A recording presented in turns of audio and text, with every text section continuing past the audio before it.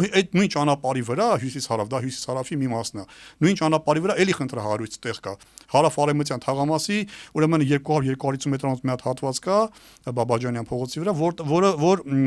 Բաբաջանյան կամ այդ փողոցի անունը կարող սխալ ասեմ, հարավ-արևմտյան թաղամասի վրա, որ երևանցիներին շատ հայտնի վայր է։ 200-250 մետր հատված միացված չի իրար հյուսիս-հարավը։ Այդտեղ ինչ որ մի քաղաքացի այգի ունի ու Երևանից ինչ որ գումարներ ա ուզում, որ այդ այգին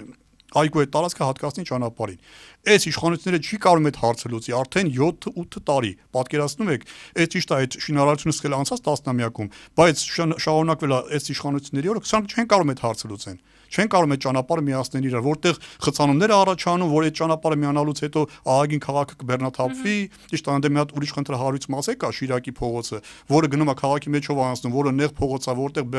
անընդհատ ու միշտ օրվա տարբեր ժամերի բեռնված է այդ փողոցը եւ խցանումներ են, դրա հարցն է պետք է լուծվի, բայց կոնկրետ այդ փողոցը, որ 250 մետր պետք է միացնեն, չեն կարողանում այդ մարդու այդ լեզու գտնեն կամ դատարաններով շահեն այդ գործը, որպեսզի կարողանան այդ ճանապարհը միացնեն։ Ամբողջական հաղորդումը դիտեք մեր YouTube-յան ալիքում։